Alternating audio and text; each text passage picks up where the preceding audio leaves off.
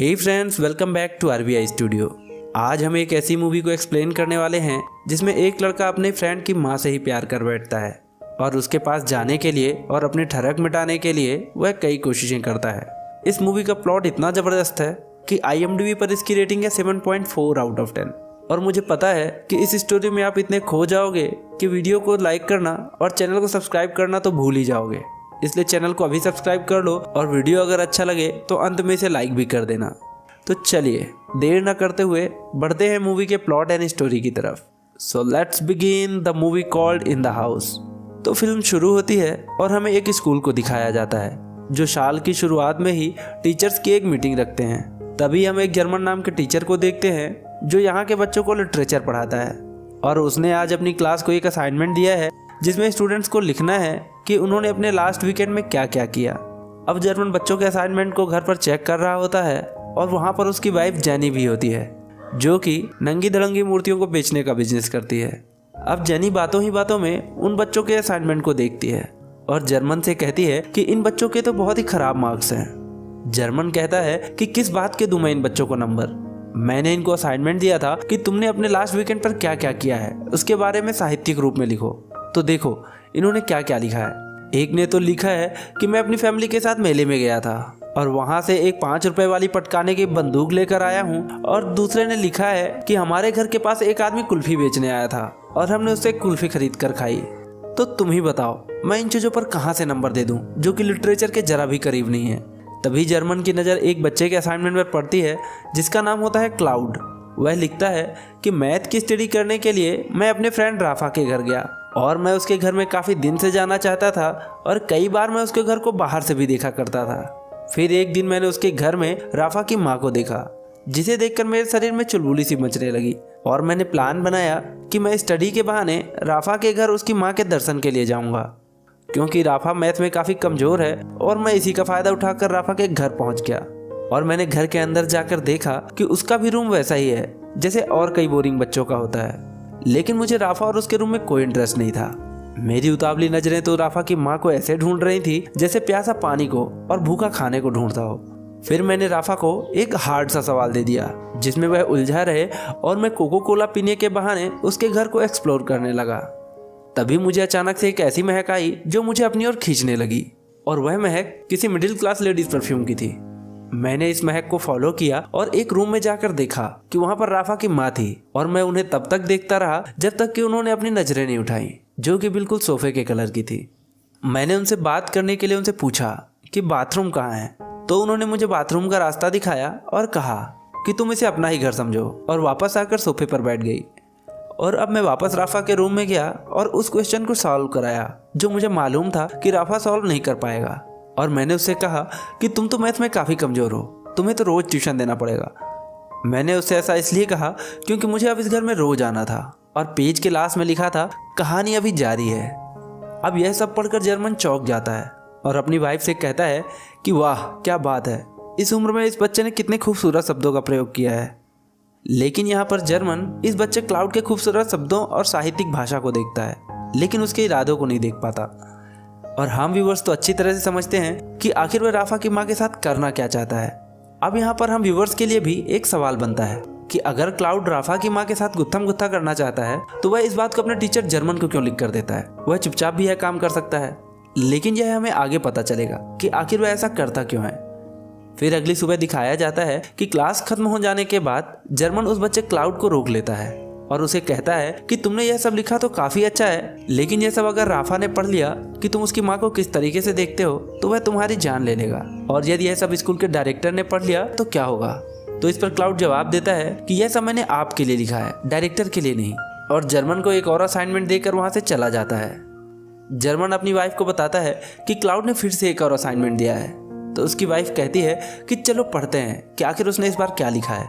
तो क्लाउड लिखता है कि जब मैं इस बार राफा के घर गया तो जिस पोजीशन में उसकी माँ थी तो मैं नहीं चाहता था कि वह अपनी पोजीशन से हिले। लेकिन तभी राफा भूल पड़ा और सारा बना बनाया माहौल बिगाड़ दिया। फिर राफा अपनी माँ से कहता है कि उसने मैथ में इस बार काफ़ी अच्छा सुधार किया है और यह सब क्लाउड की वजह से हुआ है। लेकिन तभी क्लाउड की नज़र दीवार पर लगी एक तस्वीर पर पड़ती है जिसमें राफा, उसके फादर और उसकी मदर होते हैं। और क्लाउड इस तस्वीर में राफा के फादर को देखकर सोचता है कि यही मोटा मेरे रास्ते का कांटा है। अब राफा की मदर वहाँ से जा रही होती है तो क्लाउड उसकी लचकती चाल को बड़े ही गौर से निहार रहा होता है और मन ही मन कहता है कि शादीशुदा मिडिल क्लास औरतों की तो बात ही कुछ और होती है। और लास्ट में लिखता है कि कहानी अभी जारी है। यह सब पढ़कर जेनी कहती है कि यह सही नहीं है, यह बच्चा क्या क्या सोचता है। और वह अपने हस्बैंड जर्मन से कहती है कि तुम्हें यह सब गलत नहीं लगता? 16 साल की उम्र में यह बच्चा कितनी गंदी बातें करता है। तो इस पर जर्मन कहता है कि उसकी बातों से भी गंदी तो तुम्हारी मूर्तियां हैं। तब जेनी कहती है कि यह तो मेरा आर्ट है, इसको गलत मत कहो। तो जर्मन कहता है ऐसे ही यह उस बच्चे का आर्ट है। तब जेनी कहती है कि तुम्हें इस बच्चे के बारे में स्कूल के डायरेक्टर से बात करनी चाहिए, क्योंकि यह बच्चा मुझे दिमागी रूप से हिला हुआ लग रहा है और इसे डॉक्टर की ज़रूरत है। तब जर्मन कहता है कि ऐसा नहीं है, पर फिर भी वह अपनी तसल्ली के लिए अगले दिन क्लाउड के बारे में जानने के लिए स्कूल के रिकॉर्ड को चेक करता है, जिसमें उसकी फैमिली के बारे में लिखा होता है कि वह 2 साल पहले यहाँ रहने के लिए आए थे और वह काफ़ी बार अपना घर बदल चुके हैं। तब जर्मन को यह लगता है कि शायद यह बच्चा परेशान है और उसे एक गाइडेंस की ज़रूरत है। लेकिन हम व्यूअर समझ जाते हैं कि क्लाउड की फैमिली बार बार घर क्यों बदलती है। जी हाँ, आप सही समझे, क्लाउड की खतरनाक हरकतों के कारण और उसकी मिडिल क्लास वुमेन की तरफ अट्रैक्ट होने के कारण। लेकिन जर्मन सोचता है कि वह उसकी राइटिंग स्किल को और सुधारेगा और उसको एक बड़ा लेखक बनाएगा। लेकिन हम जानते हैं कि क्लाउड लेखक नहीं बल्कि राफा की माँ का सेवक बनना चाहता है।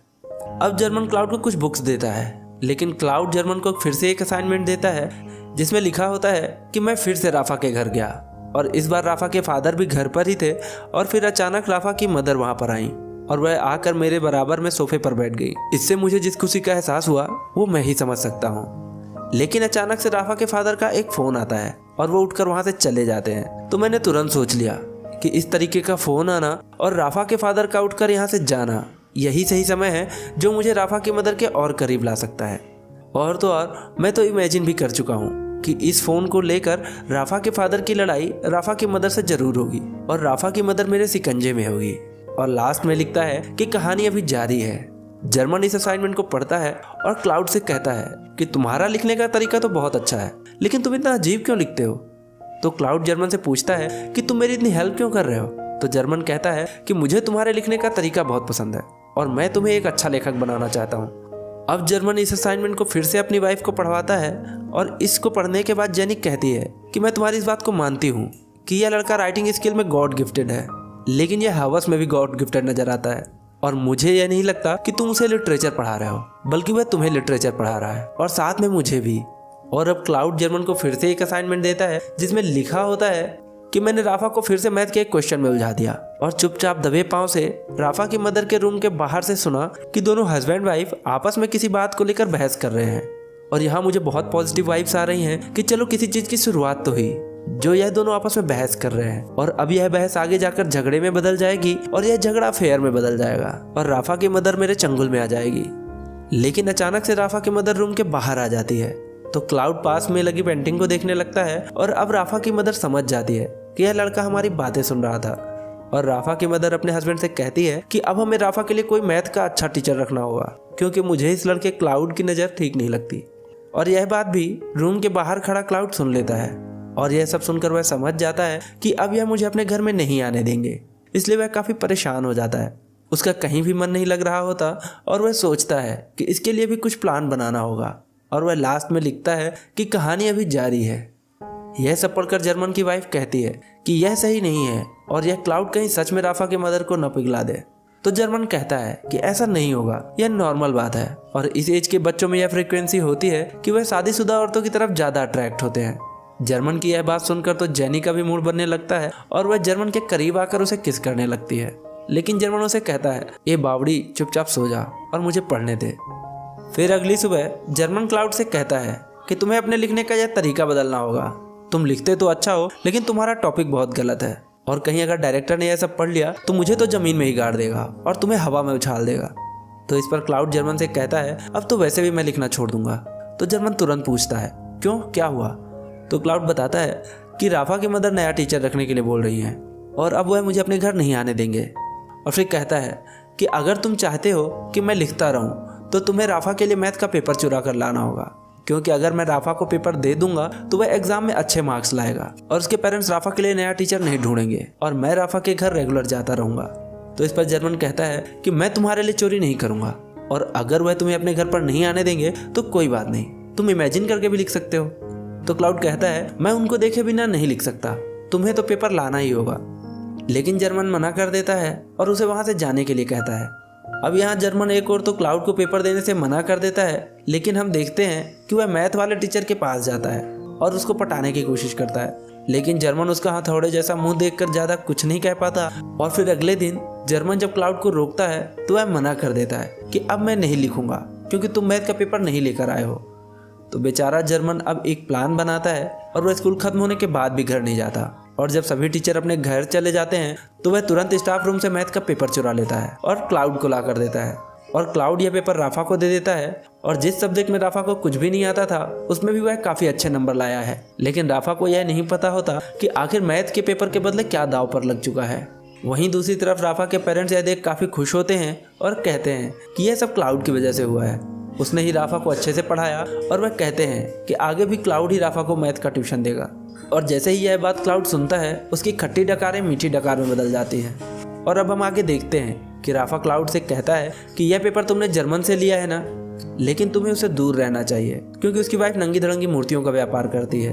अब यहाँ पर हम व्यूअर्स को यह समझ नहीं आ रहा होता कि आखिर राफा क्लाउड को यह सब बातें क्यों बोल रहा है। यह इस मूवी में हमें आगे पता चलेगा। फिर एक दिन राफा अपने फादर के साथ बास्केटबॉल खेलने का प्लान बनाता है और वह क्लाउड को भी बोलता है कि तुम भी साथ चलो। लेकिन क्लाउड का दिमाग इतनी स्पीड से काम करता है कि वह तुरंत साथ जाने के लिए मना कर देता है।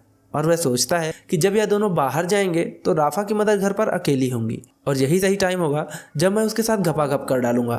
अब जैसे ही राफा और उसके फादर खेलने के लिए बाहर जाते हैं तो उसके कुछ ही टाइम बाद क्लाउड राफा के घर पहुंच जाता है और घर की बेल बजाता है। तो राफा की माँ बाहर आती है और कहती है कि राफा तो आज घर पर नहीं है। तो क्लाउड कहता है कि मैं जानता हूँ, मैं तो अपनी मैथ की बुक्स लेने के लिए आया हूँ जो कि मैं राफा के रूम में ही भूल गया था। तो राफा की मदर उसे घर पर बुलाती है और वह दोनों राफा के रूम में जाकर देखते हैं, लेकिन वहाँ पर बुक नहीं होती। और होगी भी कैसे, क्योंकि क्लाउड यहाँ पर बुक के लिए तो आया नहीं था, बल्कि वह तो अपनी भूख के लिए आया था। इसलिए क्लाउड कह देता है कि वह शायद मेरे घर पर ही होगी और बातों ही बातों में सिंपैथी कार्ड खेलना शुरू कर देता है।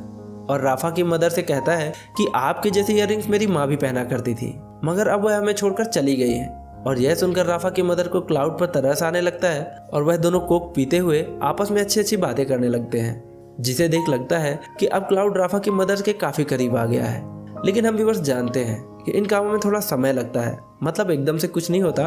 और अब यह सब जर्मन की वाइफ जेनी भी पढ़ रही होती है। तो वह कहती है कि इसका अंत बहुत भयंकर होने वाला है, क्योंकि जब भी इस बारे में राफा और उसके फादर को पता चलेगा तो वह क्लाउड को पेल देंगे। लेकिन जर्मन कहता है कि ऐसा कुछ नहीं होने वाला। और अगले सीन में हम देखते हैं कि जर्मन और उसकी वाइफ अपने घर पहुंचते हैं। यहाँ जेनी का मूड कुछ सही नहीं होता, क्योंकि आज उसकी नंगी धड़ंगी मूर्तियां एक भी नहीं बिकी। और ऐसे में जर्मन जेनी को क्लाउड का लिखा हुआ एक असाइनमेंट देता है। तब जेनी गुस्से में कहती है कि तुम्हें कुछ और काम नहीं है क्या, जब देखो इसी सन के बच्चे का असाइनमेंट पढ़ाते रहते हो। और जब से तुम्हें यह बच्चा क्लाउड मिला है तब से हमने संभोग भी नहीं किया है, कहीं तुम्हें इस क्लाउड के बच्चे से प्यार तो नहीं हो गया। तो जर्मन कहता है कि ऐसा नहीं है, तुम जानती हो कि मैं औरतों को पसंद करता हूँ। तब जेनी कहती है कि कोई बात नहीं, इस उम्र में आदमी की ख्वाहिशें बदलने लगती हैं, तो मुझे बता सकते हो। लेकिन जर्मन कहता है कि ऐसा नहीं है। और अब जर्मन क्लाउड का असाइनमेंट पढ़ता है, जिसमें क्लाउड लिखता है कि जब मैं राफा के रूम में था तो राफा ने कहा कि वह मेरा सच्चा दोस्त है और वह मुझे अचानक से किस करने लगा। और तब हम व्यूअर समझ पाते हैं कि राफा मीठा होता है और इसीलिए उस दिन वह क्लाउड को जर्मन से दूर रहने के लिए कह रहा होता है, क्योंकि क्लाउड और जर्मन की करीबियां देखकर उसे लग रहा था कि कहीं यह दोनों अपना हिसाब किताब ना बना रहे हों। और अब यहाँ अचानक से राफा के फादर आ जाते हैं और वह कहते हैं कि क्लाउड तुम्हें घर के लिए लेट तो नहीं हो रहा। वह ऐसा इसलिए कहते हैं क्योंकि उन्होंने आज रात का कुछ प्लान बना के रखा होता है। तो क्लाउड कहता है कि नहीं, मैं आज राफा के रूम में ही सो जाऊंगा। और जब राफा सो जाता है तो क्लाउड उठकर धीरे धीरे वहां से दबे पांव राफा की मदर के रूम की तरफ बढ़ता है और वह देखता है कि राफा के मदर और फादर बुरी तरीके से दबा के पेलम कार्यक्रम कर रहे हैं। और यह देखकर क्लाउड उन दोनों के बीच में खुद को भी इमेजिन करने लगता है। अब हम क्लाउड के असाइनमेंट में देखते हैं कि क्लाउड और राफा के मदर की नज़दीकियाँ काफ़ी बढ़ती जा रही हैं, यहाँ तक कि वो एक दूसरे का जूठा सेब खा रहे होते हैं। और अब क्लाउड को लगने लगा है कि एप्पल के ग्रीन होने के साथ साथ सिग्नल भी ग्रीन होने लगा है। और आगे दिखाया जाता है कि राफा के फादर और मदर के बीच किसी बात को लेकर आपस में झगड़ा हो रहा है और हमेशा की तरह क्लाउड रूम के बाहर खड़ा होकर सुन रहा होता है। और जैसे ही राफा के फादर झगड़ा खत्म करके वहाँ से बाहर जाते हैं तो क्लाउड सोचता है कि यही सही समय है, लोहा गर्म है और माहौल भी। इसलिए वह तुरंत राफा की मदर को एक लेटर देकर चला जाता है, जो कि उसने ऐसे ही मौके के लिए पहले से ही तैयार करके रखा होता है। और अब अगले दिन राफा की मदर वह लेटर पढ़ती है तो वह क्लाउड को अकेले में बुलाती है और कहती है, यह सब तुमने क्या लिखा है कि आज मैं ऊपर, राफा की माँ नीचे, आज मैं आगे, राफा के फादर पीछे, और अगर यह सब राफा के फादर को पता चल जाएगा तो क्या होगा। तो इस पर क्लाउड कहता है कि यह मैंने उनके लिए नहीं, यह मैंने तुम्हारे लिए लिखा है। और अब हम व्यूअर्स देखते हैं कि क्लाउड इमेजिन करता है कि वहाँ पर जर्मन भी आ गया है और वह कहता है कि ओहो क्या बात है, बाबू ने लेटर भी लिख कर दे दिया और हमें पता भी नहीं चला। फिर राफा की मदर कहती है कि मुझे तुम्हारा यह लेटर बहुत पसंद आया, और क्लाउड को अचानक बुरी तरीके से किस करने लगती है। और तभी हम देखते हैं कि रूम के बाहर राफा खड़ा होता है और वह क्लाउड को अपनी मदर के साथ गुटरगू करते हुए देख लेता है और वह अपने रूम में जाकर सुसाइड कर लेता है। और अब पेज के लास्ट में लिखा होता है कि कहानी अभी जारी रहेगी। अब यह सब पढ़कर जर्मन काफ़ी परेशान हो जाता है और वह भागता हुआ स्कूल की क्लास में जाता है और राफा को ढूंढने लगता है। लेकिन राफा क्लास में नहीं होता तो वह तुरंत भागा भागा रिसेप्शन में जाता है और राफा के घर में फ़ोन कर पूछने के लिए कहता है कि आज वह स्कूल क्यों नहीं आया। जब रिसेप्शनिस्ट कॉल करके पूछती है तो जवाब आता है कि राफा को आज फ्लू है, इस वजह से वह आज स्कूल नहीं आया। तब जाके जर्मन की सांस में सांस आती है, यानी कि क्लाउड ने राफा की सुसाइड वाली बात झूठ लिखी थी। और अब जर्मन तुरंत क्लाउड के पास जाता है और कहता है कि तुमने सारी हदें पार कर दी और मेरी सबसे बड़ी गलती थी कि मैंने तुम पर विश्वास करके तुम्हें उनके घर में जाने दिया, और आज के बाद तुम कुछ भी नहीं लिखोगे और ना ही आगे से मैं कुछ पढ़ूंगा। तो क्लाउड जर्मन को एक और असाइनमेंट देता है, लेकिन जर्मन उसे लेने से इनकार कर देता है। तो क्लाउड उसे वहीं फेंक कर चला जाता है। लेकिन जर्मन से अब रहा नहीं जाता तो वह उस असाइनमेंट को उठाकर पढ़ने लगता है, जिसमें लिखा होता है कि आज राफा के फादर बड़े ही दुखी मन से घर आए क्योंकि उनकी जॉब छूट चुकी है और वह बहुत परेशान होते हैं। तो यहाँ राफा की मदर उसके पास जाती हैं और कुछ कहना चाहती हैं, और हम व्यूअर्स को लगता है कि वह क्लाउड के साथ गुटरगू वाले कारनामे को कन्फेस करने वाली है। लेकिन वह कहती है कि वह प्रेग्नेंट है, और यह सुनकर उसका हस्बैंड बहुत खुश हो जाता है और दोनों एक दूसरे को किस करने लगते हैं। और तभी वहाँ पर राफा आ जाता है और कहता है कि मुझे कोई और टीचर चाहिए, क्लाउड आज के बाद हमारे घर नहीं आएगा। और ये कमीना क्लाउड अब भी पेज के लास्ट में लिखता है कि कहानी अभी भी जारी है। अब अगले सीन में दिखाया जाता है कि राफा क्लाउड से लड़ने आया है और क्लाउड से कहता है कि मैंने तुम्हें अपना सबसे अच्छा दोस्त माना था और तुमने मेरी मदर को ही पेल दिया। तो इस पर क्लाउड कहता है कि तुमने भी तो उस दिन मेरे साथ मीठो वाली हरकतें की थी। तो यह सुनकर राफा क्लाउड को खूब पीटता है और आगे दिखाते हैं कि क्लाउड के पास जर्मन आया है और क्लाउड से कहता है कि वह फैमिली फिर से आपस में जुड़ गई है, तुम उनके प्यार में खलल मत डालो। तो क्लाउड कहता है कि वह अब नहीं लिखेगा और ना ही अब कभी वह उस फैमिली में दोबारा जाएगा। तब जर्मन कहता है कि तुम इस असाइनमेंट की एंडिंग तो कंप्लीट कर दो। तो क्लाउड असाइनमेंट की एंडिंग के लिए राफा के घर के बाहर जाता है और उसे देखकर राफा की मदर दौड़कर उसके पास आती है और क्लाउड का वह लेटर उसे वापस करती है। तो क्लाउड कहता है कि मेरे साथ चलो, हम कहीं और चले जाएंगे, इन सब से बहुत दूर। लेकिन राफा की मदर कहती है नहीं, ऐसा नहीं हो सकता, तुम अभी एक बच्चे हो और उस दिन जो भी हुआ जाने अनजाने में हुआ। यह सुनकर क्लाउड बहुत ज़्यादा दुखी होने लगता है। तो राफा की मदर कहती है कि तुम जानते हो हमारे उस दिन के किस्से से राफा को कितना दुख पहुंचा है। तो क्लाउड कहता है कि मैं किसी को दुख नहीं पहुंचाना चाहता, और वह फिर से राफा की माँ को किस करने लगता है। लेकिन राफा की माँ उसे ना चाहते हुए भी अपने से दूर कर देती है और वहाँ से चली जाती है। और यहाँ हम क्लाउड को रोता हुआ देखते हैं और क्लाउड रोते हुए सोचता है कि यह असाइनमेंट की एंडिंग नहीं होनी चाहिए। तो वह एंडिंग ढूंढने की कोशिश करने लगता है और तभी उसे जर्मन की वाइफ की याद आती है और वह जर्मन के घर पहुंच जाता है। जर्मन की वाइफ क्लाउड को देखती है तो कहती है जर्मन स्कूल गया हुआ है। क्लाउड कहता है तभी तो मैं यहाँ आया हूँ।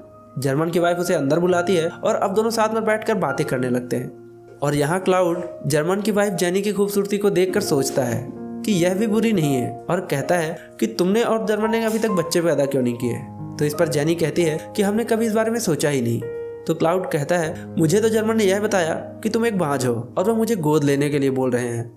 लेकिन यहाँ क्लाउड झूठ बोल रहा होता है और वह ऐसा इसलिए बोल रहा होता है ताकि जेनी जर्मन से नफरत करने लगे और मेरे साथ संभोग करने लगे। और क्लाउड की यह बात कारगर साबित होती है और कुछ ही टाइम बाद हम व्यूअर देखते हैं कि क्लाउड और जेनी दोनों एक ही बेड पर होते हैं और इससे क्लाउड को असाइनमेंट की एंडिंग मिल जाती है। और अब क्लाउड इस कारनामे को असाइनमेंट में लिखकर जर्मन के घर पर ही छोड़कर चला जाता है। अगले सीन में दिखाते हैं कि जर्मन को स्कूल से निकाला जा रहा है क्योंकि राफा ने स्कूल के डायरेक्टर को बता दिया है कि जर्मन ने ही स्कूल से मैथ का पेपर चुराकर क्लाउड को दे दिया था। बेचारा जर्मन घर वापस आता है और वह उस एंडिंग को पढ़ता है जिसे पढ़कर उसे एक और सदमा लगता है कि क्लाउड ने उसकी ही वाइफ को पेल दिया और अब उसकी वाइफ भी उसे छोड़कर जा रही होती है क्योंकि उसे लगता है कि जर्मन ने उसको बांझ कहा था और वह जर्मन को कहती है कि अब क्लाउड तुम्हारा बेटा नहीं बन सकता क्योंकि मैंने उसके साथ गुटरगू कर लिया है और बेचारा जर्मन अपना सर पीट लेता है। अब फिल्म का आखिरी सीन दिखाया जाता है जिसमें जर्मन एक बेंच पर बैठा हुआ है और वहाँ पर क्लाउड आता है तो जर्मन उसे देखकर कहता है अब क्या मेरी भी लेने आया है तू। लेकिन क्लाउड वहाँ आकर बैठ जाता है और ये दोनों बातें करने लगते हैं। फिर जर्मन मन ही मन सोचता है कि इस नल्ले की वजह से मेरी जॉब चली गई, मेरी वाइफ मुझे छोड़कर चली गई, फिर मैं इससे बात क्यों कर रहा हूँ। तभी क्लाउड सामने लगी बहुत सारी विंडो की तरफ देखता है और सोचता है कि अगली बार किस फैमिली में घुसना है। और फिल्म के आखिरी शब्द होते हैं कि कहानी अभी जारी है। तो दोस्तों इसी के साथ यह कहानी खत्म हो जाती है और आपको हमारा यह वीडियो कैसा लगा कमेंट सेक्शन में हमें ज़रूर बताइएगा और वीडियो को लाइक कर चैनल को सब्सक्राइब जरूर कर लेना ताकि आगे आने वाली वीडियोज़ की नोटिफिकेशन आपको मिलती रहे।